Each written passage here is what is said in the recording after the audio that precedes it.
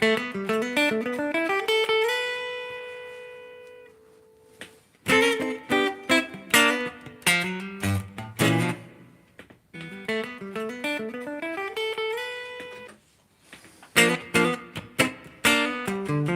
folks, how you doing?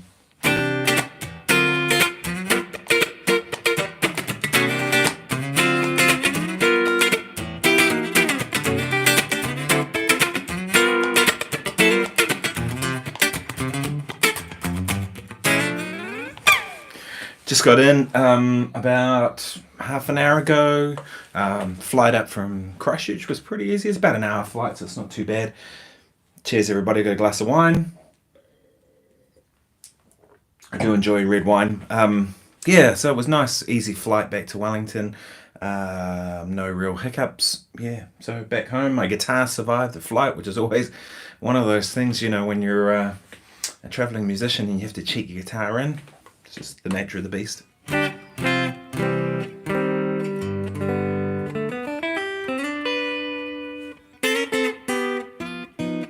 Sort of Telecaster stuff tonight.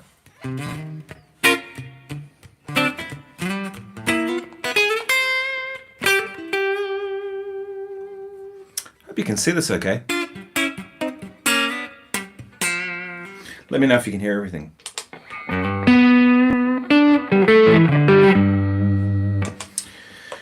One thing I did find out on these gigs is it always pays to check your equipment, that you've set everything up properly. I got down to Christchurch, only to find that I hadn't one of my scenes, the one with the tremolo. So I have 8 main scenes that I was using for my sounds, but there's one for tremolo. Thing had a little tremolo part. When I set the sound up, I hadn't engaged the volume block, so no volume control. It's turning down my expression pedal going, why is nothing happening?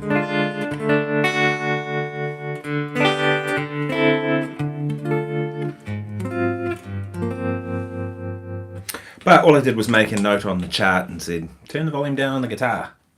So you can just use that. Totally works.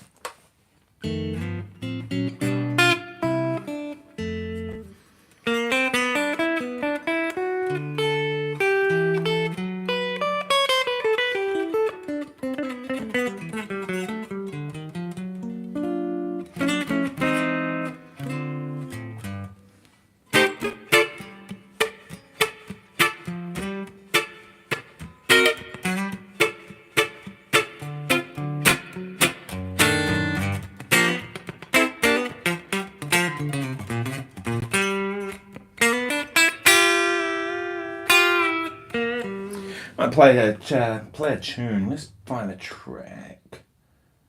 Feeling like playing some blues. Blues play along. Let's do that.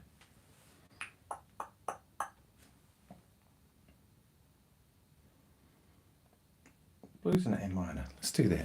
No, we don't want that one. We want this one.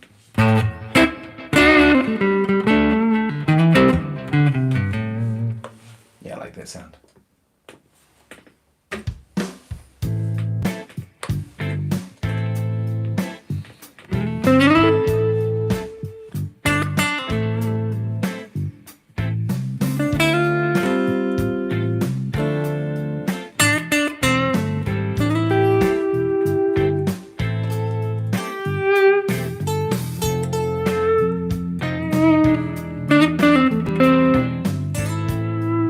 I always find that it's not quite where I want it. I'd rather that be where a Strat is, but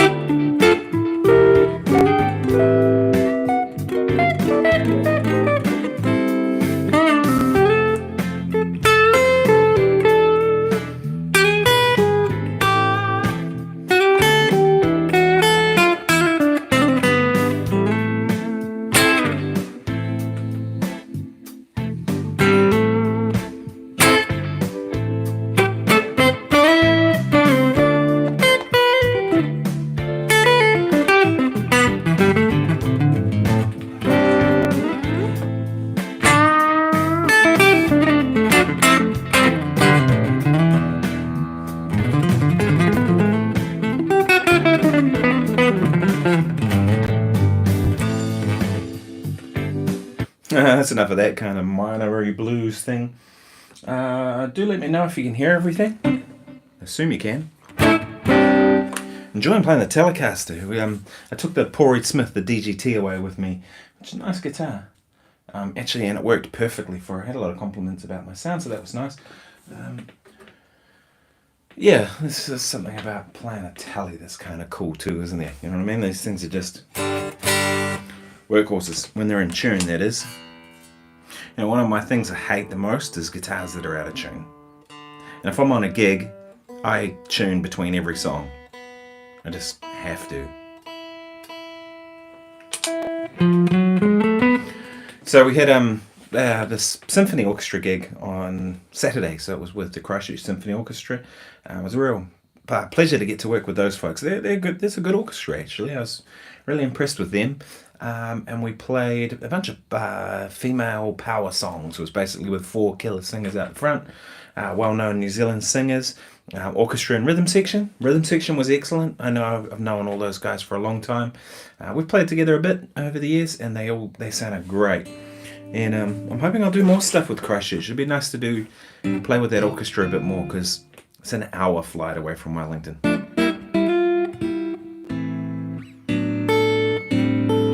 But funny enough, the scariest part of that whole gig, there was one line I had to play, and it went from like this 4/4 groove into 9/8 for a bar, and then a bar of 12/8, and then a bar of 3/4, and then a bar of 4/4, and the line went like this in 9. 1. I'll count you 3. So you imagine it like 3 3 3 is 9. So it went 1 2 3 1 2 3.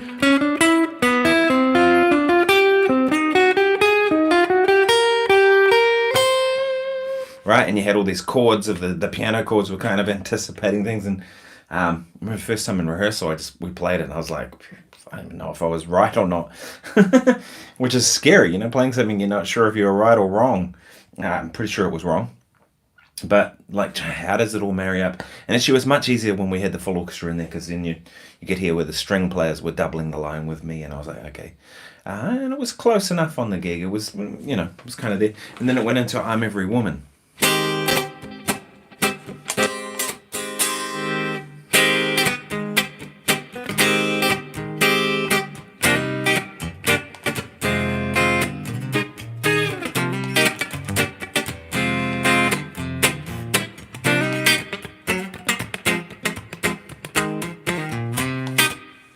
Which, you know, I love that kind of playing. And basically the whole gig was all a rhythm guitar gig, really. I got a couple of solos. There was a version of Feeling Good where there was quite a bit of guitar in that one. I got a featured solo, about 16 bars, C-sharp minor sort of thing, or D-flat minor that modulated upper key. No, sorry, B minor that modulated upper key to C minor. And that was kind of an interesting move, because it went normally back to that, but it ended up there. That was cool. Got a lovely message from one of the singers. She replied back, sent me a message saying that she really appreciated the kind of care I took to all the details. Oh, Zeus. Cheers, man. Awesome, Nick. Thank you. Yeah, she said that she appreciated my attention to all the details and the stuff, and that thought I did a good job, so that was great. And the producer was really happy. Everyone went away happy. Punters were happy. They were up dancing, having a good time. What's it like in Australia at the moment?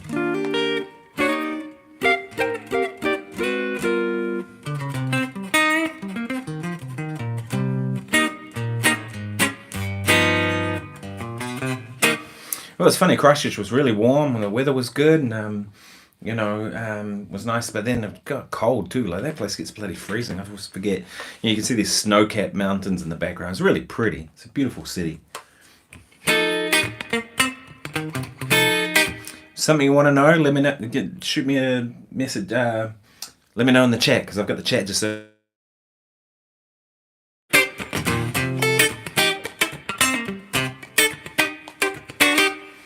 I have a question. E harmonic minor played over C major 7. Thoughts? Okay. E harmonic minor played over C major.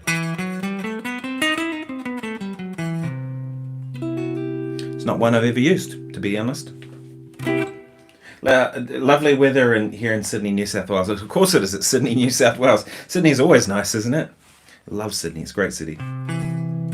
So you would have the third being E harmonic minor over C.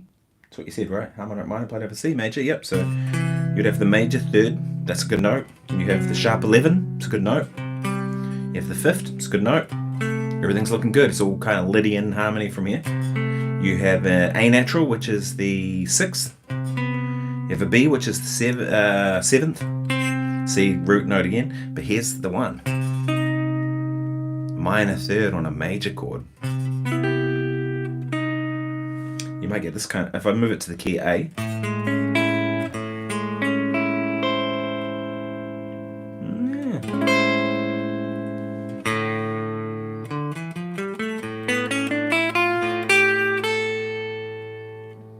Sorry, built off the third, wasn't it?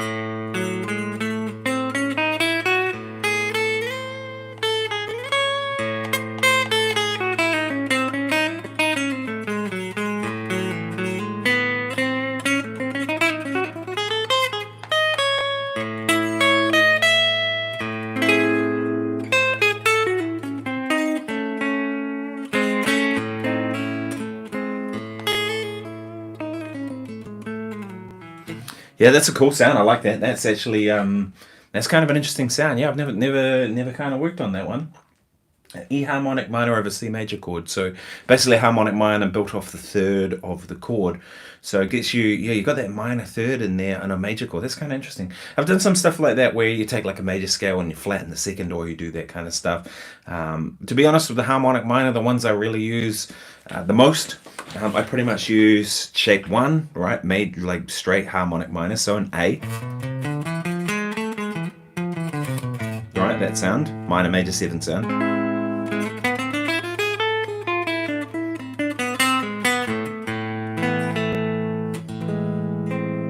That sort of thing. I use the 4th mode of the harmonic minor.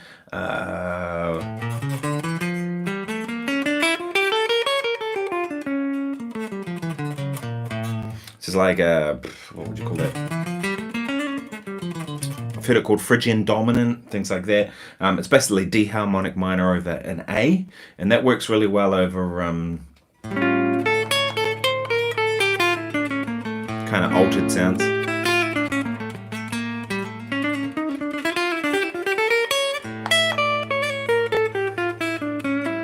Those are really the main two that I use of the harmonic minor. Yeah, I don't really use much of the others, but I do like that sound you just mentioned. That's really great.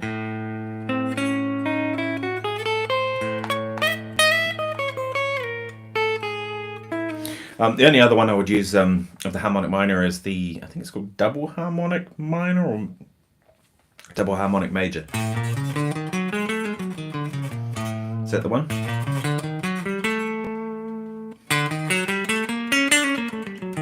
Yeah. So D.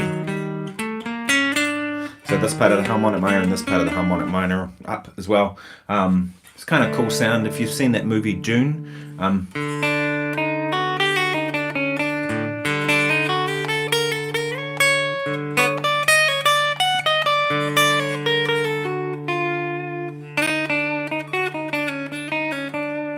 it's the sound that Hans Zimmer used for that theme.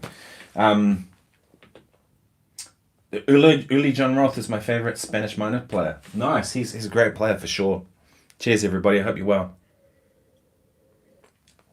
He's a fantastic player actually, does some great stuff. I need to listen to him more. For some reason, he's often not on my radar, and he should be more because he's really good. And a very unique player.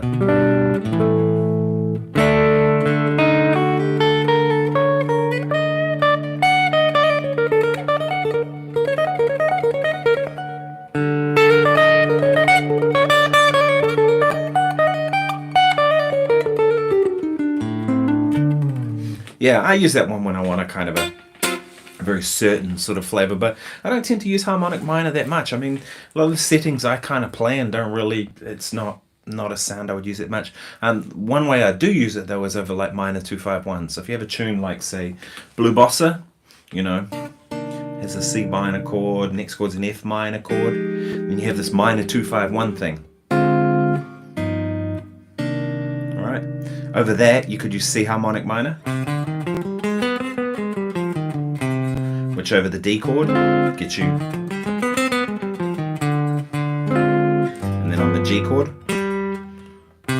you get the 4, 5, flat 6, flat 7, root note, flat 9, major 3rd. Right, good notes. Some solid suggestions. Check out the track Earthquake or Lilac, or Sails of Charion by the Scorpions. Will do.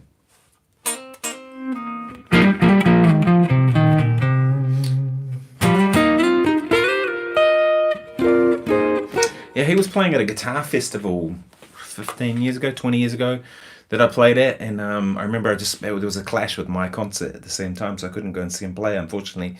But I did get to go and see Vernon Reid play, because we played before Vernon in the set. Well, I guess you could say we opened for Vernon. So it was my group, and then Gilby Clarke and his band, of Guns N' Roses, one of the Guns N' Roses guitar players, and then it was Vernon Reid on later. And Vernon was great, but the only thing that kind of drove me nuts was he played a blues and he did 4 choruses without leaving a single rest. And by then I was just like, it was amazing, but it was still like, boy, I could just do with a little bit more gap here. At some point, I saw Joe Satriani at that festival, which was really great. Those were the main ones I got to see.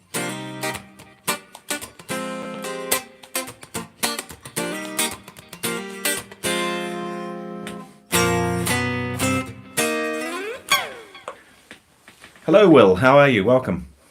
It's funny, these orchestral dates that I do, I'm often thinking I'm probably not even really going to be in the mix much out the front. Cheers, everybody. I often think I'm not going to be in the mix all that much, because I've done a heap of these things before, and you hear back video, and of course, there's some of those sound guys are a bit scared of guitar in an orchestra, right? Because they think, well, if they push the guitar up, then so they need to get the strings up on top of that. Then they're risking feedback and stuff like that, because they're not close mic'd, they just got microphones up above their heads and what have you. But no, the sound guy cranked it up on that gig. All the videos I heard, the guitar was way out front, and I was like, oh, okay. I'm glad I was paying very close attention. Which is nice, you know what I mean? You work hard at this stuff. It's nice to know that it's reaching the audience in the way you're intending it to reach to them. Because really, as musicians, we have very little say over what happens out the front. We think we do. You know what I mean? I may have a sound like this that's pretty warm, and all of a sudden some sound guy out the front's like cranked the treble and wound down the bass, and now your lovely Paul Reed Smith DGT, which is what I used, comes out sounding like a 1980s Stratocaster. Nothing wrong with that if that's what you're going for, but if you're not going for that, yeah. So harmonic minor over minor 2-5-1s is a good one. So over that, just fits all those chords easily. I'll show you. Why don't I find a track for Blue Bossa, singers I'm talking about, that song. I know a lot of jazz musicians get sick of Blue Bossa, and I don't really understand why. I mean, I know it's a student song, but lots of songs are student songs now, so what? I think sometimes, the same thing with Summertime, some musicians are like, I don't want to play Summertime or whatever. I'm like, man, can you not be creative in this instance? To me, I hear a song like Summertime, I hear more and more possibilities, and I go, every time I play it, I just go, oh, what if I did this, or what if I did this, and it's endless, really. I mean, there's tunes I'd rather play, of course, don't get me wrong. But anyway, this is Blue Bossa, and I'll just show you that harmonic minor on the minor 2-5-1. It's really what you'd call the blanket scale that fits over minor 2-5-1s, because I think minor 2-5-1s are quite hard for a lot of people. The tune Autumn Leaves is often used as a beginner tune because people think you can just play it all in B flat major. But that's not good improvising, right? It doesn't fit the chords properly. Anyway, here we go. I'll talk you through it. So C minor, F minor. It's a bit more volume, doesn't it? Where's all the volume going on that one?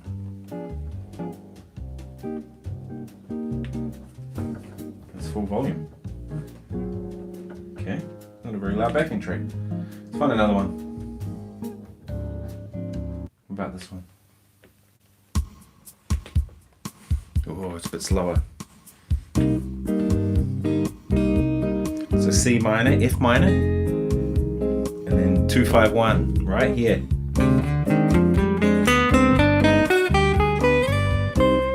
Excusing my mistake. And then D flat major.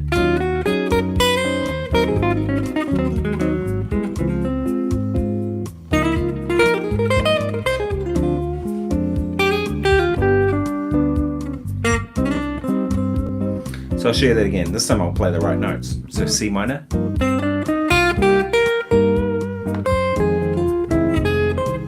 And here we go, C harmonic minor.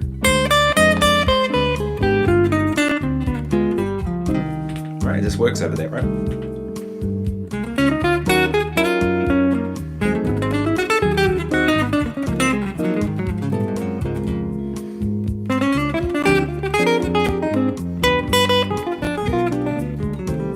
Same thing again, right? Is it?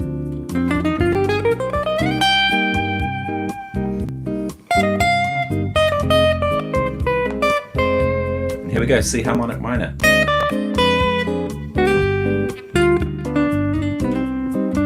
I'm going to try that idea that was just mentioned ago about the harmonic minor. Here we go. So over the D flat, I'll play F harmonic minor.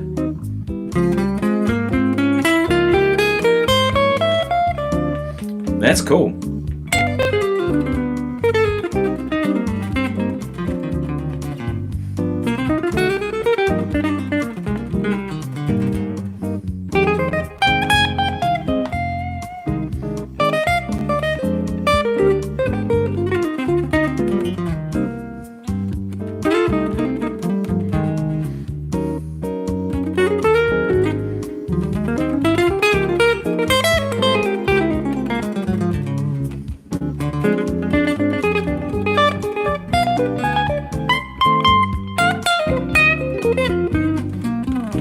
Yeah, I like that idea. That's a cool sound. I'm going to work on that one. There you go. Now I just stole your idea.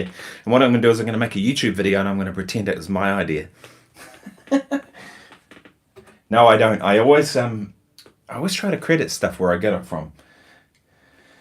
I did this video a while ago on substituting minor pentatonic stuff over chords, you know, minor pentatonic subs. And someone came on to the video and left a comment and said, oh, you really should credit blah, blah, blah for their book for this work. And I was like, well, for one, I've never heard of that book before, so why would I credit something I've never heard of? But it was all just things that I've collected from various people, you know, like often piano players, it's really useful for this stuff, you know. I might be on a gig and maybe they'll play something or we'll talk about something, they'll say this little harmonic idea that they do or something, and I go, store it away, and I go away later and I come back to it, and then you know, and then I'm playing it, working on it, developing it into my playing. Months later, I have no idea where the heck I got it from. Even like years later, I'm like, could have been anyone who told me, you know. Yeah, it's a good sound, that sound, isn't it?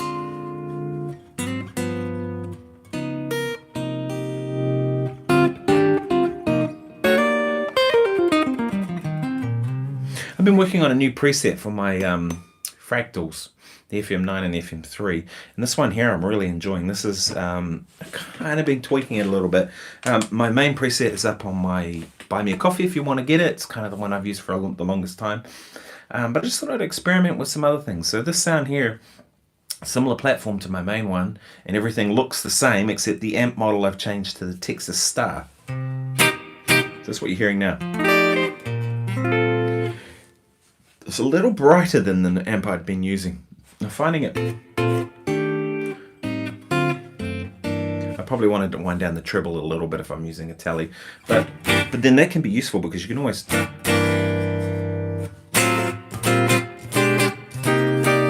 So my tone control just back a little bit, and now I've kind of got it where I might have done on the amp.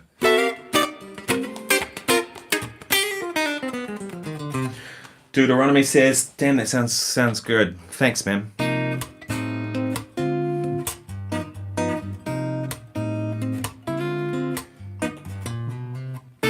I'm actually going to get this guitar modified. I'm going to get a I've been talking about it a little bit now, but get some threaded inserts put in the neck and use machine bolts so I can take this neck off.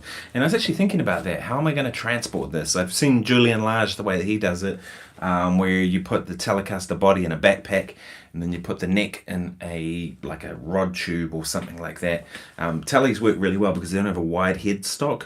So if you have a wider headstock, then you need a wider tube to accommodate that fitting in. But a Telly, it's kind of only a little bit wider than the neck here, so that would actually work quite well. But I actually thought there's a fabric guy in town that I've kind of dealt with a little bit. He actually built me the inner lining of one of my flight cases. I took it to him with the idea that of putting a Strat inside there, or Strat type guitar. Could be a Tele, would probably fit in there too. But the gig bag fits inside the flight case, so that when you ditch the flight case, when you get to wherever you're going, just gig bag on your back and you're off. Which can be cool, but I'm going to the US in January for the NAMM show, and I thought, I don't want to be dealing with a flight case at all. I just don't. I don't even want to check my guitar in because, we're going to be flying up to Alaska too, and, imagine in the hold down there, it'll be freezing cold. And the other thing I find when you do a lot of connecting flights, that's when guitars don't necessarily get put onto the next plane. Someone was meant to do that job, but didn't. And then, it's just a risk. So I was thinking, maybe I could go to him and just get him to build me a soft case that fits the Telly, perfectly. So it's no bigger and bulkier than this. You can just kind of slide it in there, have it perfectly protected, and then have some way of having this inside a plastic tube that just kind of fits in the same kind of case. And maybe with some kind of strap so you can shoulder wear it. That'd be kind of cool to get him to build that for me.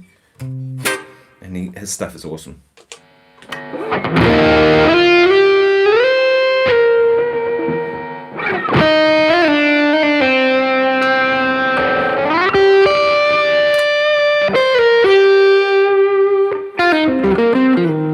Sorry, that volume's kind of all over the place.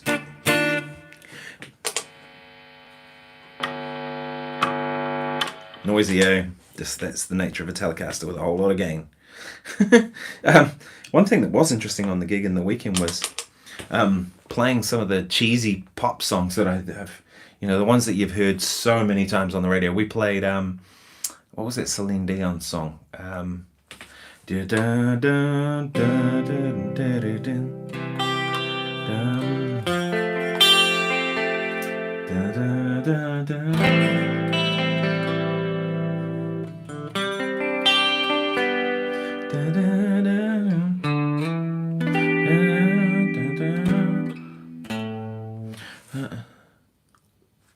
Because You Love Me, right? I can never think of the names of songs, but we played Because You Love Me, which is it's so cheesy, but it was actually fun to play it because then it was there was no shame in just playing more cheese, just make it as schmaltzy as possible. So I had that really intense chorus.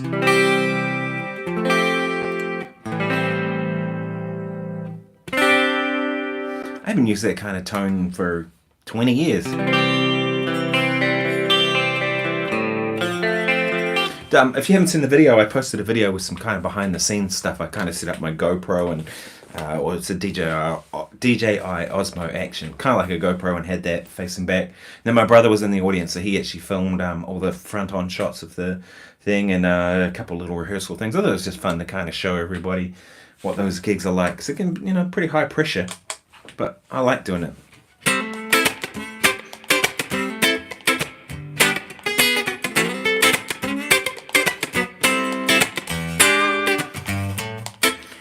One song that we did play that I really like is I'm Coming Out, which is the Diana Ross tune that was one of my favourite all-time guitar players, Mr. Nile Rodgers. Kind of an interesting guitar song. I'll play you it. I'll play you the main bit.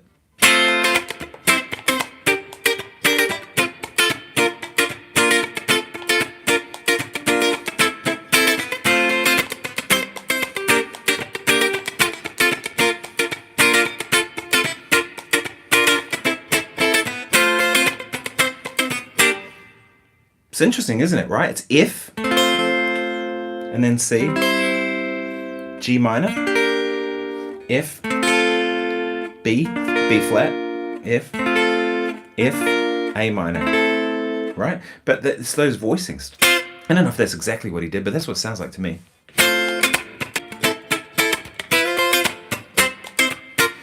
Zeus says that 20-year-old tone I like. You mean the chorusing, or you mean that the tone that 20-year-old guitar players get? Not 44, 45-year-old middle-aged, am I middle-aged men get?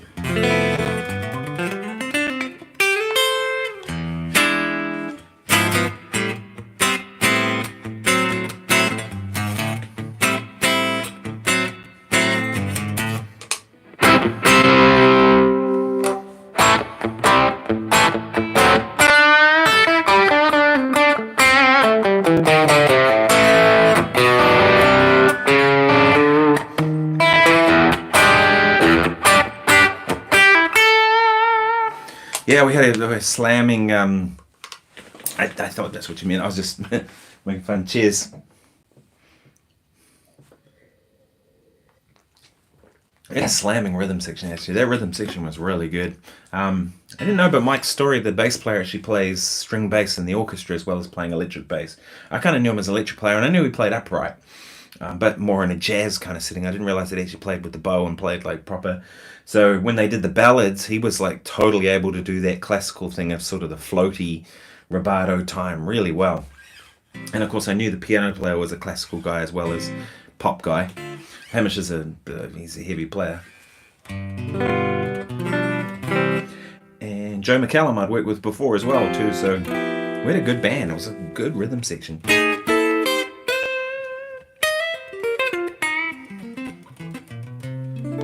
But yeah, I was really pleased to hear that the guitar was cranked out the front. You know, because I sweated over those parts. Like I was really focused the whole time. So by the end of the gig, I was exhausted. You know, really focused in on making sure I was locking, being accurate, playing them the right feel and sound and all that sort of stuff. You know.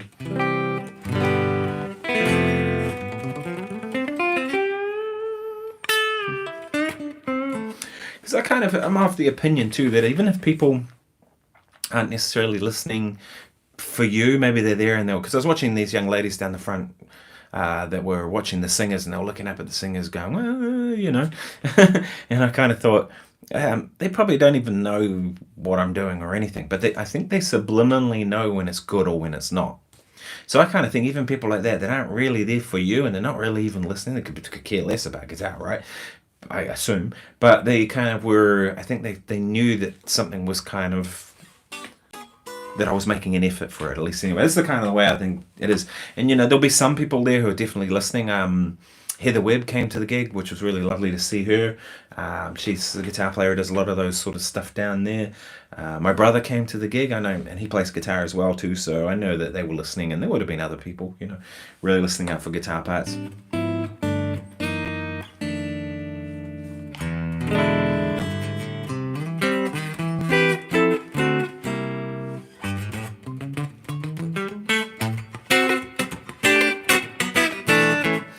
Dumb thing was that video that I put up yesterday, the behind the scenes one of the gig. I got 2 copyright notices for it again, not strikes but notices where they don't, you know, you're allowed to keep the video up, but they're now going to put ads in front of it and send the ad revenue to whoever it was, which is annoying. You guys have to sit through an ad that has nothing to do with me because you know I don't have that on my stuff, and they were like DJ remixes of these songs. You kind of go, so I disputed it. I'm like, no, that's not even like their version of it. For one, they don't own the original song anyway. One might have been I'm Every Woman. I think that got picked up. And I'm Every Woman is like Shaka Khan, I think. So I was like, yeah, well, it's Shaka Khan, not DJ Nobody. So DJ Nobody can bugger off. So I kind of... Zoo says, funny you say that because I only hear the guitar. I'm the same, that's the problem, you know. My daughter often gets in the car and just scrolls through all these radio stations and, you know, she likes music, which is cool. But she puts on stuff that, you know, it's just going to drive me nuts. So I have always like, no, I'm changing the channel when I change it, you know.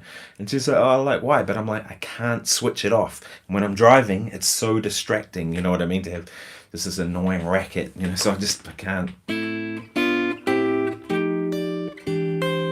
Actually, I got a tune for you. Here's one I haven't played for a while. I always like this tune. This is Joe Henderson.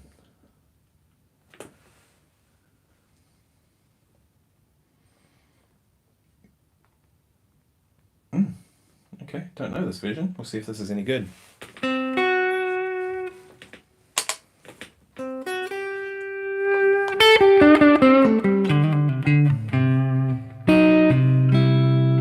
It's funny, the guitar sounds quite different in the setup because I have a microphone just here. So it's actually picking up the strings a little bit. If I turn the microphone off, you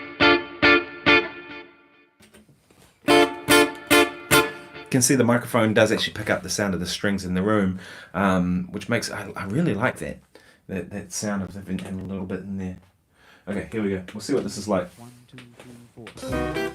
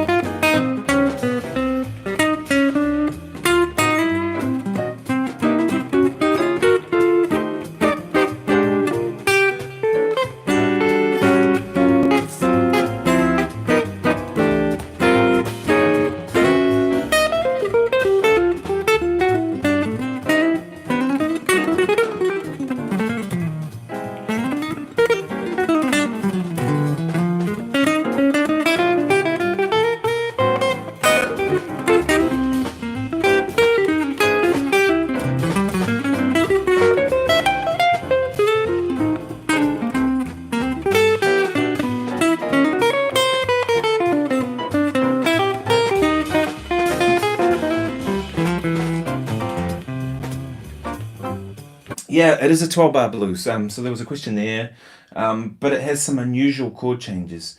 So I'll just talk you through these. It's C7. The chord chart that's listed on this video seems wrong. This is Konstantin Taraniko. It says isotope / backing track. But it's got 4 bars of C7, then F7, then B flat 7, then C7, then A7, E flat minor, D flat, D, G, C. But that, I don't think that's right. The chord changes as I hear it, because I'm pretty sure this is a Jamie Abersol track. It sounds like Jamie's voice. But 2, 3, 4, 1, 2, 3, 4, 1, 2. Now we go to the 4 chord. 3, 4, 1, 2, 3, 4, 1, 2. And then this.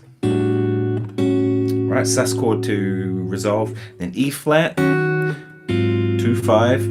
D minor, 2, 5, and then right.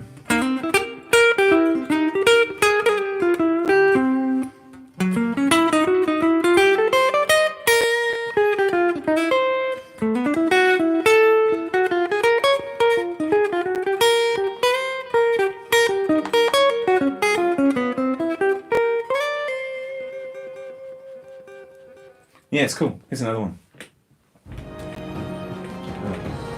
Adverts on YouTube. Cheers, everybody. Hope you're well. So this is B-flat Blues by Phil Wilkinson Music. Organ and drums backing track. I played to his stuff before. I really like his tracks.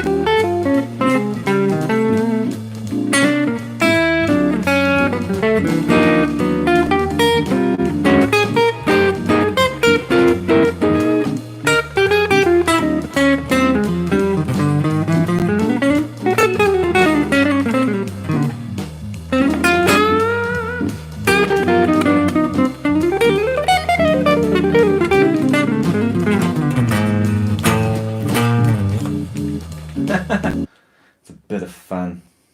1, 2. Oh, stop it. 1, 2. Yeah, that's Jamie Ebersold's voice if ever I heard it. For sure.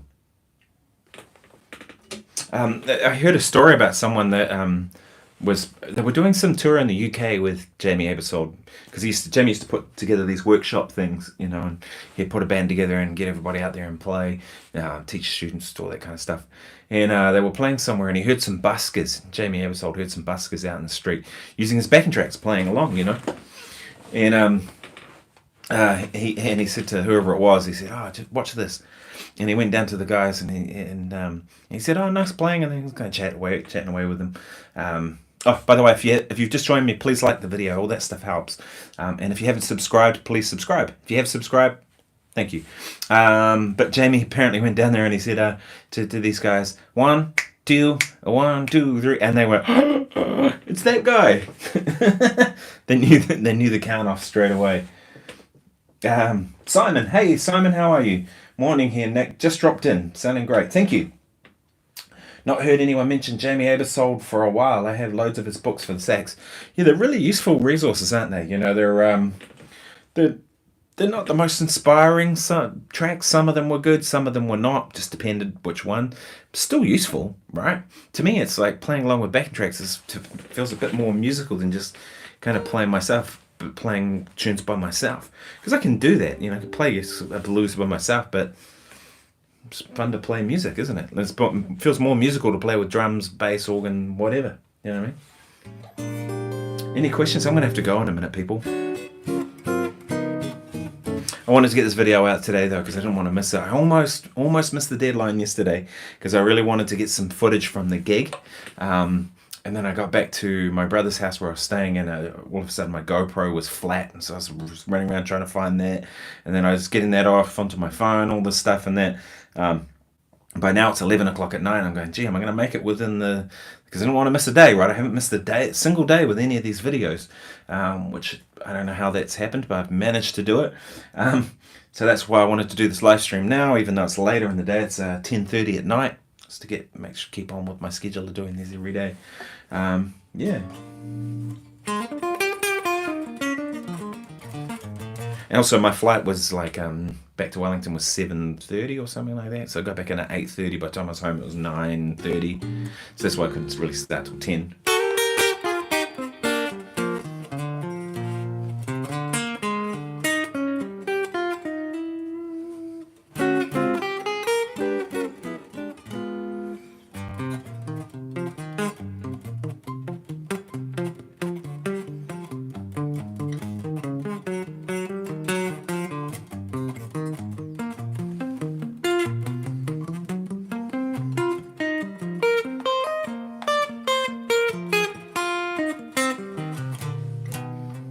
I like seeing doing that some stuff. You've seen a few of my live streams. Oh, thank you for joining me. I really appreciate when people join in on these. I don't want to be sitting here playing to myself. That's boring, isn't it?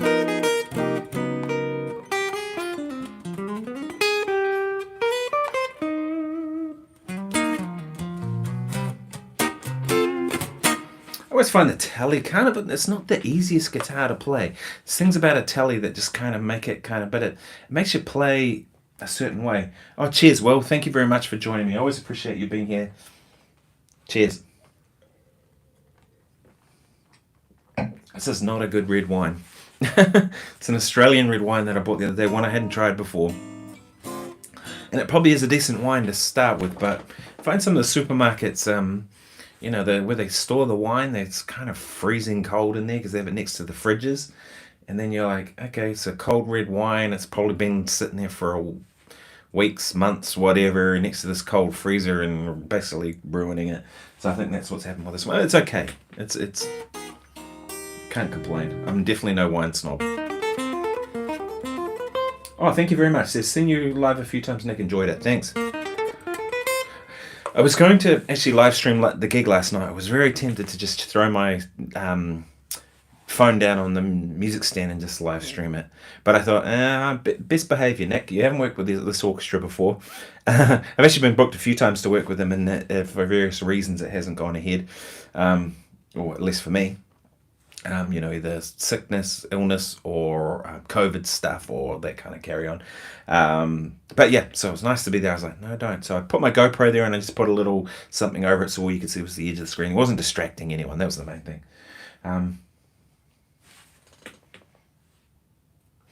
Simon was going to say how great the telly sounded. Amazing how they got that so right. It is, isn't it? They really got so many things right.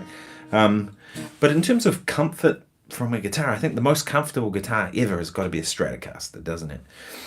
And so, you can kind of see this guitar had worn here a bit anyway, so I just took to it with a file and just made it a little more rounded. So now it's not quite so hard, like that hard edge on your arm. There's a little bit of one there. I'm actually tempted to take that a bit further. Because of the colour of this guitar, you can see the wood kind of blends in with it. Looks fine. This guitar is it's a beater. You know what I mean by a beater? It's one where you don't have to be too precious about it. This is going to be my travel guitar.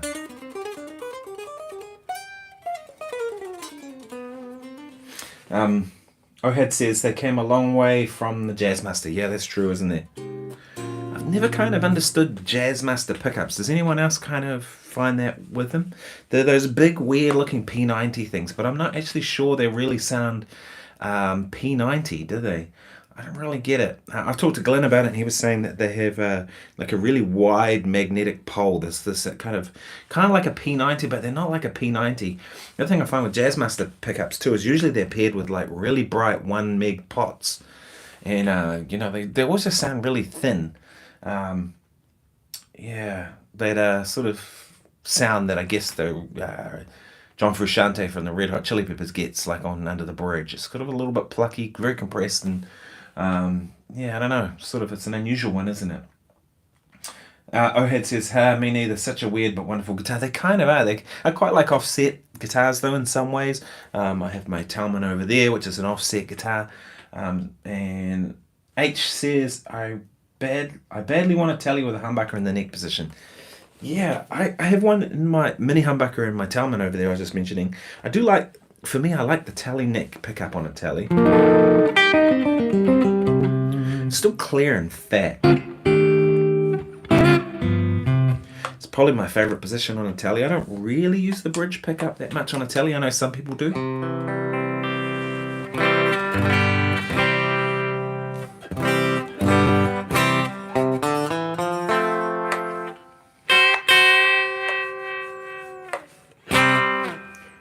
But my favourite is that middle position, especially if I'm going to play anything funky.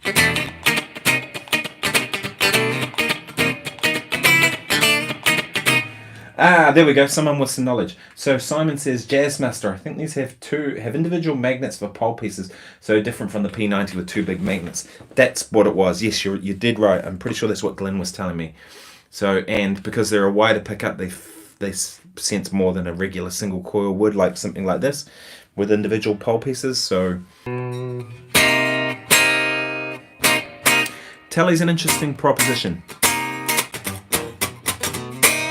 Because if you saw my video about how to make a Strat sound good, I talked about tuning down the volume to just take that ice picky top end off. And that's just by engaging the volume pot.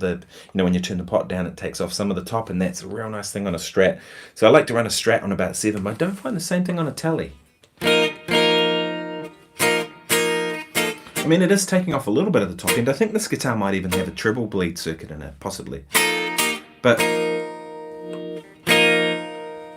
no, I don't know that it does, because the taper feels more like a normal one. I remember seeing something about these having what Fender were calling a grease bucket circuit. I never ever knew what that meant, but if you ever see one of these Highway 1 Telecasters, grab it. These things are great.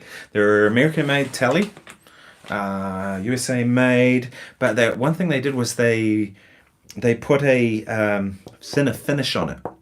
So with the idea being, it's a way of cutting back on cost. I'm pretty sure these ones from this era, which is 2007, were nitro finish, which again, it means it chips and marks real easy, but sound better. Okay, so Tim Coffey says, enjoyed your video yesterday. Great sounds. Cheers, Tim. Thanks, mate. Yeah, it was fun gig.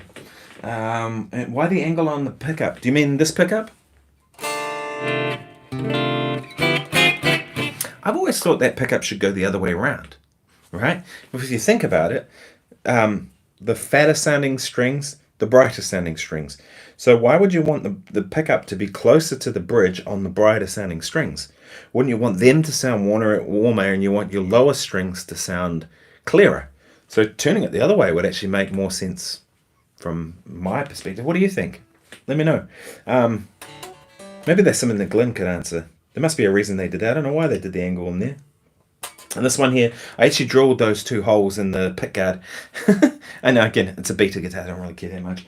But I find with Tallys, this guitar in particular, to get the neck pickup, adjust the height, you actually have to, you have to take the neck off the guitar. Stupid, right? Because the pickguard goes underneath the neck, and the gap between like quite a way underneath that little overhang thing. So the gap between there and there is not enough to get the pickguard out. So you have to take the neck off to move the pickguard to adjust the pickup up and down. I know. So for a lot of things they got right, that was one they didn't. But easy solution, put two holes in the side of the thing, and then you can just fit a long screwdriver down in there, and boom, you can adjust the pickup. That's all I did.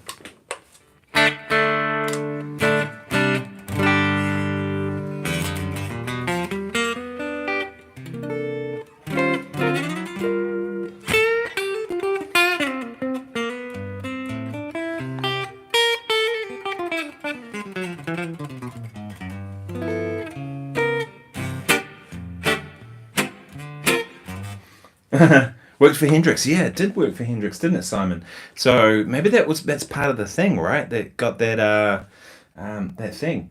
Zeus says Leo was drunk. Maybe he was drunk. Who knows? Man, if that's how you come up with those great designs, then, you know, I mean, he nailed so many things, right? The Strat, the Tally, right from the big word go were kind of amazing. Even Jazz Masters and things. He just kind of must have been so forward thinking. Because could you imagine if you came out with something like this and no one had seen this before? That's a risk, right? And generally people don't take that many risks with guitars, right? Because if you try and do something radically different from everything else, people are going to be like, that's like the Gibson robot ones. Do you remember that? The robot tuners that everyone hates. They didn't work, right, very well. Because it was too forward thinking that people didn't want. It just didn't work for people. Guitar with Suman says, hello from India. Hello from Wellington, New Zealand. I'm back home. My flight just got in. So Christchurch, where I was in the South Island. So that's about South Island in New Zealand, which is about an hour's flight, but I don't know what it would be in kilometres away or miles or that kind of stuff. So it wasn't far. So Mark says, oh my God, it's 4:46 a.m. here in Kansas City. Can't sleep. Good morning. Oh man, you must be like me. I have terrible sleep.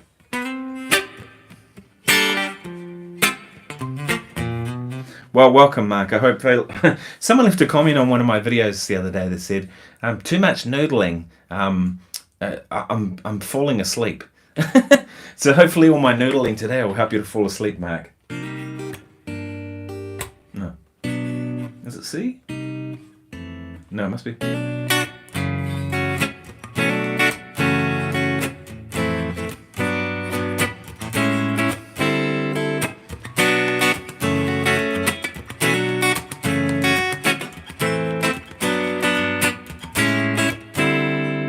It's such a cool song. I've always been a big fan of Jamiroquai. Yeah, should play another tune. Let's find something. Let's find something a little different. A little different than what I've done so far. You know, there's songs here I'd really love to play, but I just can't because I know I'm just going to get copyright notices or strikes. Like Sir Duke, Stevie Wonder. Come on, YouTube.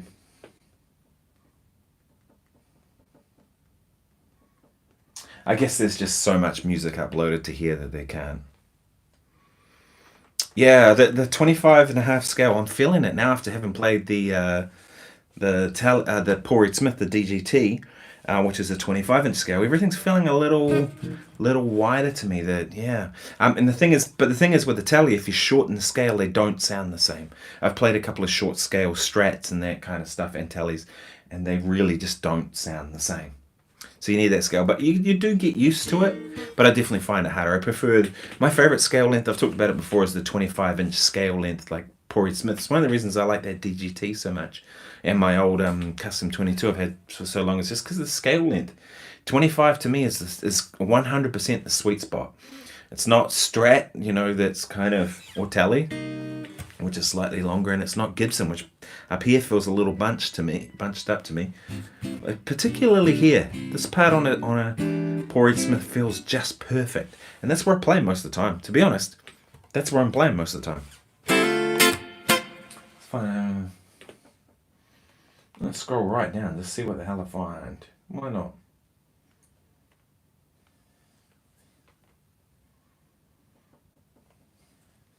Okay, so this is mid-tempo, groovy fusion backing track / guitar jam in E minor, Bad Dreams. Hopefully it doesn't give you bad dreams, Mark. By Pat Matrone. I've played a few of Pat's tracks before, so cheers everyone.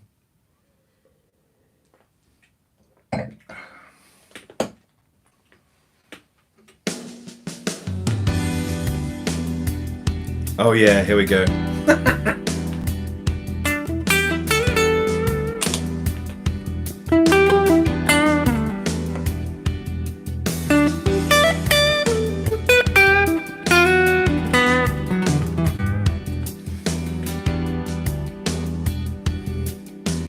I'm sorry, but that's just too smooth jazz for me. I just can't do that. I'd like to. I'm not into the smooth jazz thing. I'm sorry if people are, but it's not my thing. John Schofield, Funky Blues and B Flat from the Jam Tracks channel. Jam Tracks channel is one you should subscribe to. It's really useful. I really like their backing tracks. I've played to this before.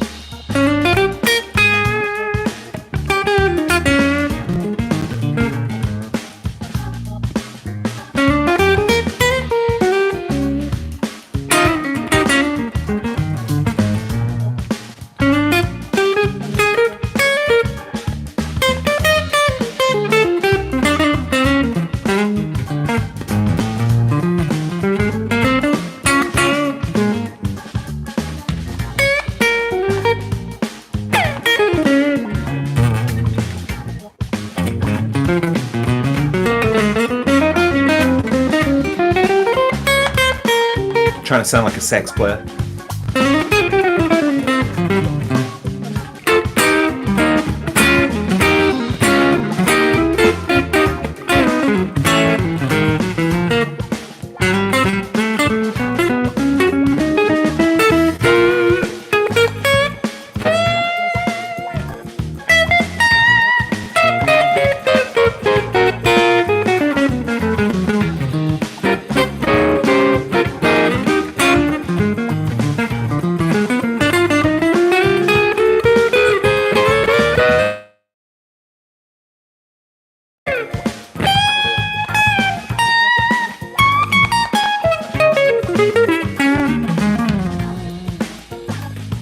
Yeah, that's a fun track. That's a good one. One thing with this guitar that I do find I have to be really careful is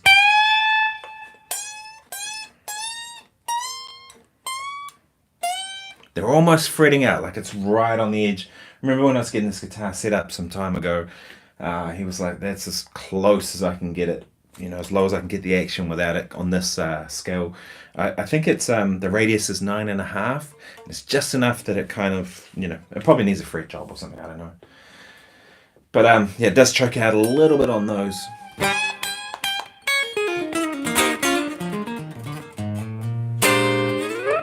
But I wasn't really willing to go any higher on the action. For me, the way I set the action, either get it done for me or do it myself, is you take a Jazz 3 pick. These ones, the Jazz 3 XLs. Yeah, Jazz 3 XL, red. I like the red ones. You can get them in black as well, but I find the black ones, if you drop a black pick on the ground, you're stuffed. You're not going to see it. So many gigs, I've only got one pick on me, and maybe there's some others somewhere else in my pocket or whatever, but I only got one actually physically on me. So I don't want to drop it. So I use the red ones. Anyway, where I was going with that, take a red Jazz 3 XL pick, and put it underneath your string on the E string on the 12th fret. So just like that. And basically what I want the pick to do is to slide under there and just fit. Right? That's the action I like. And same on the other string. On the other string you can have it slightly lower. So the idea being there that if you're on the high E end, that you would just push the string up ever so slightly. So I guess that's about 1 millimeter in terms of it.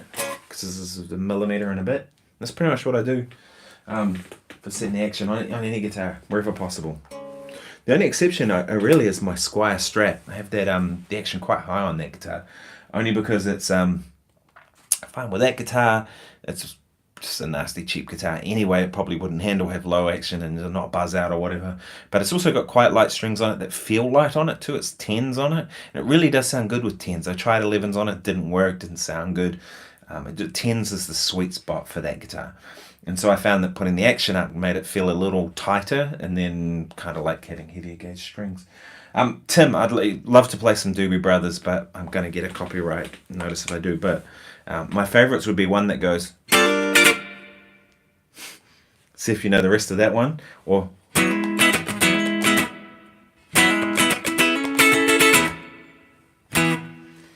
great songs. Wish I could. So Guitar with Suman says, thanks to Warren, because of him I came to know you. Oh, awesome. Yeah, Warren Mendonza. If you guys don't know Warren Mendonza, aka Blackstrap Blues, good buddy of mine. We do a podcast. Started out trying to be every week, but it's too hard. So we're about every fortnight or once a month, or just when we can get together, we do it. We're actually going to record one tomorrow, I think, maybe. Or maybe next week, I can't remember, but we've got Chet O'Connell, a really great New Zealand guitar player, going to be a guest on this, so that'll be awesome. Love Chet, he's such a great player. So yeah, that'll be amazing. Andrew Christie says, hi Nick, hi from Aberdeen. Oh, awesome. Scotland. Yes, I've been there. Got a 1996 USA Tele, had it from new. Nice. Started to pick up a little jazz inspired by folks like you. Wonder about getting a neck humbucker. Yeah, neck humbuckers work really well. To me, the kind of sweet spot for that is a mini humbucker. I'll just grab my other guitar and show you. Let's do that. I'm going to choke myself on my headphones.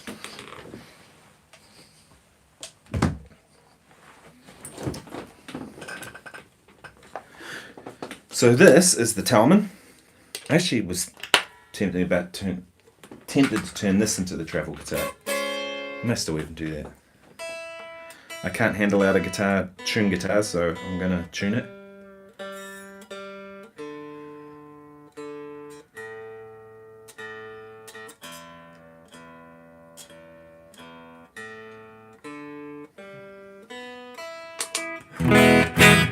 So on this guitar, I have a Mr. Glenn mini humbucker. I think a mini humbucker is the way to go if you want a tally neck pickup, in my opinion. And the main reason is that they're a lower output than a full-size humbucker. I find full-size humbuckers in a tally tend to overpower the other pickups, unless you go a hotter pickup, which is what I did in this guitar. But if you have a look, you see.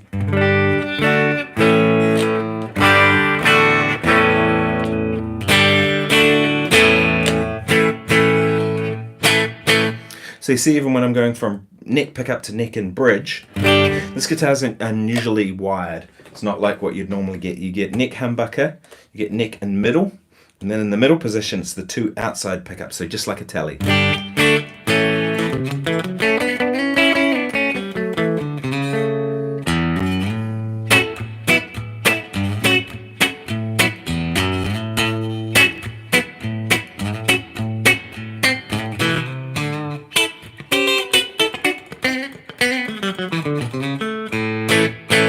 Right, but you see that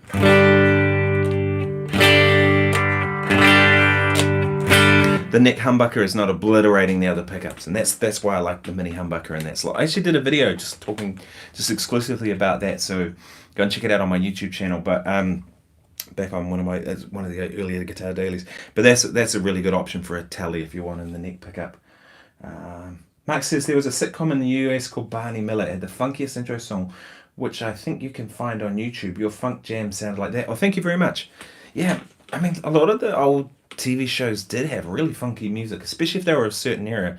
Go and have a listen to the original Sesame Street. It's funky as heck, you know. I remember we had Bob Cranshaw in Wellington, and he was doing something at the university when I was teaching there, the New Zealand School of Music. And Bob Cranshaw was here playing with Sonny Rollins. He was Sonny's bass player. And he did a workshop at the school, and he talked, during his workshop, he talked about how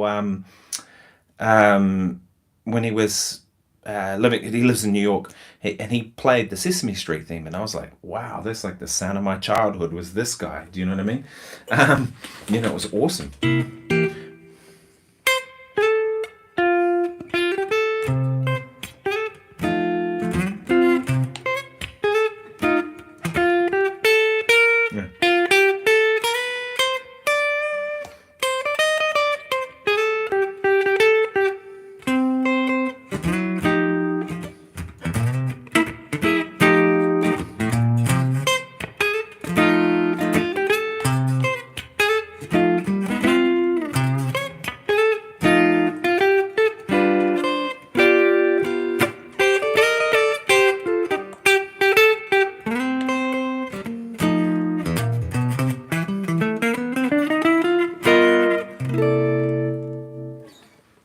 Funky, isn't it? You know, all that stuff. 1, 2, 3, 4, 5, 6, 7, 8. You know, yeah, there was some really funky stuff back in the day. Now a lot of kids programs just have such really dense music that's like full of all these layers. Hill Street Blues, Larry Carlton. Yeah, exactly. Love that. Oh, so Zeus says, when tuning, I see you starting with the top E and not the bottom E. Is there a reason? Yes. Okay, so there's a couple of ways I do it when I tune. Yeah, so I'll run you through this. What I do is, if I'm playing and I just need to very quickly tune, I usually know which string is bothering me. So say it's the G or the B, I just hit the tuner and I go, and I'm done and I'm good. I'm ready to go again. Because I'm not going to hold up kind of what's going on with tuning, you know what I mean, in whatever setting it is. If I get time to tune, sometimes I start from the bottom and work the way down, but I actually saw this thing from the guitar tech for AC/DC, and he was talking about how he tunes his guitars, and it made me think, yeah, that's the way to do it. It doesn't have to be a tremolo guitar. He does it with all of the guitars, and he tunes from the outside E to the high other E, so low E to high E. So that, I'll show you. So low E, tunes that one first, then he tunes this string here, then he jumps back to the A, and then the B, and then the D, and then the G. So you do the two outside strings, the next two strings in, and the next two strings in, and then repeat until everything settles. It's actually a good way of doing it, because I find that sometimes if you start tuning here, by the time you get down to the high E, it's kind of put more tension on the neck and everything's kind of moved around a little bit, that this string's now out, so you need to go through it again. You go through it again.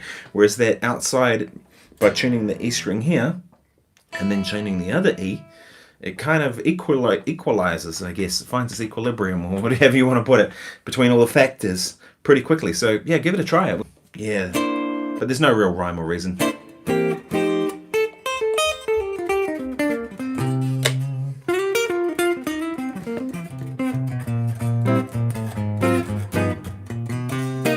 But yeah, Nick Humbucker in Italia actually makes it much more versatile in my opinion. Yeah. Oh, glad you found it useful. Yeah, it was an eye-opener to me. I was like, how long have I been playing? It wasn't a Premier Guitar rig rundown. I was like, how long have I been playing guitar? I've been doing this professionally for like 30 years and I didn't even know how to tune a guitar properly. It shows you can always learn something. So I just watch all that stuff, even if I'm not even interested in their music. Just watch all the rig rundowns. I remember seeing one of John Harrington from Steely Dan. I got to meet John Harrington actually when he was in Wellington. Super nice guy. And I remember talking to him about that rig rundown and saying how useful it was. And he did something where he, with his, I think it's a 339 he has, a ES339, the smaller body 335 type guitar. And he had rewired it to have just one volume control. So he left the other one on, but he moved, rewired it with that. And I thought, that's what you do that. I remember seeing someone else, maybe it was Errol Poston, had a little clock on the top of his pedal board. And I just thought, that's brilliant. That's what we need to do. Have a clock on your pedal board, because you're always on the clock when you're playing music, right? I need to know, so I'm really bad. I get my phone out and I'm like going, oh, it's like 10 to 9. And it looks terrible looking at your phone. It looks like you're disinterested in the gig and that you're waiting to see who's messaged you or some kind of stuff, right? So having it just like a little digital clock. He had one that was made, and he can't buy them anymore, unfortunately, because I did look it up. They're not made by that company, but it looks like a little guitar pedal that sits on your board, runs off 9-volt power. It's brilliant. But you can buy them probably at a $2 shop or something. That's just like a little digital clock, and stick it on your pedal board, and then you've got accurate time. It's really important. Although if the gig is sucking, you might be of the opinion that, well, I just can't wait for this to be over, and you'll be like looking at the clock constantly and going, it's probably not a good thing in that instance. Let's get the old girl out.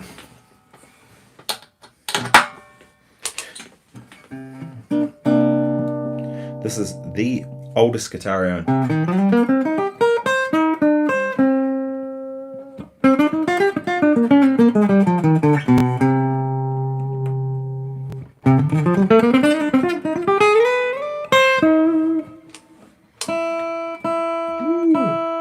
Must have been cold here, like all my guitars have gone sharp.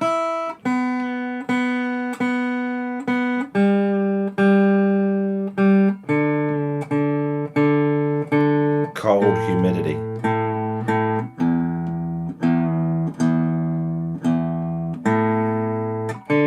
So what you're hearing now is my guitar's off. That's just the acoustic sound of this instrument. That's it acoustically. Now with the pickup as well.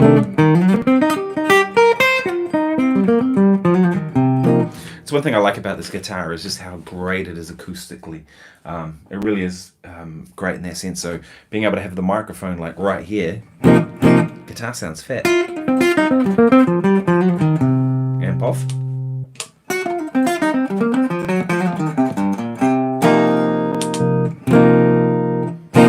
And I like a blend of the two. So all these videos, if you see me doing stuff, I really like the sound of having the mic on when I play this instrument. But a lot of my guitars actually. I might play you one more tune, then we have to split, people. This has been 76 minutes. Why don't I play a jazz standard while I have a jazz type guitar? What about... Let's do the Miles Davis tune 4. It's a fun tune. Yeah, here we go. Here's Phil Wilkinson music. I like his stuff. Let's play that one. I'll probably play this. Yeah, so... Oh, Patrick says that double drums gig the other day was so sick. Thanks, man. It was a lot of fun. Those boys were just awesome. And the audience was amazing. Everybody was like, the vibe. It always happens with Jazz Festival. Everyone comes out to the gigs and they're in good spirits. And, it's really nice to have everyone there. Hey, Roger. Hello, Nick. He says, hello, Nick. 8 p.m. Brisbane. How you doing, Roger?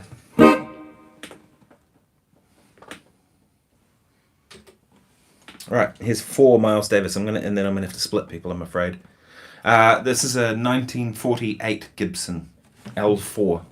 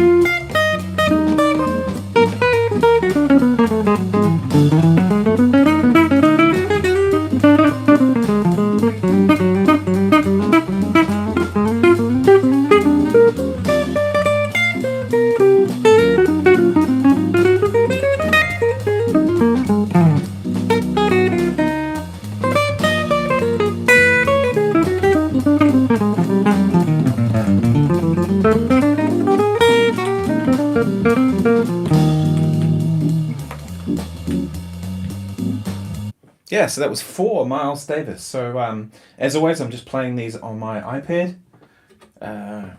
Running through this little mixer that I have here. This is how I do all my videos. It's on my phone.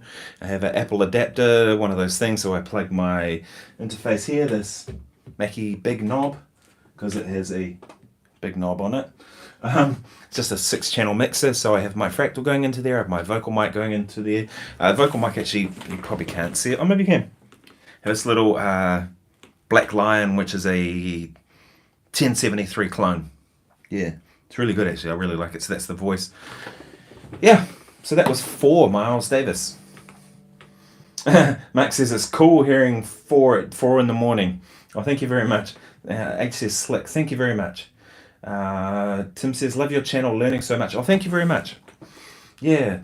Tim says sounds great. Thank you. Thank you, everyone. Thanks for joining me. I'm going to have to split, people. It's getting to that time at night now. It's 11:11. 11:11. There you go. And I've just we flew back to tonight. So it's been one of those days. So but I've got some more videos. I've got some stuff around the corner, some cool stuff coming. So thank you very much for all your support and being here and being in part of this Guitar Daily thing that I do. So take care, people. I'll see you tomorrow. Thanks very much.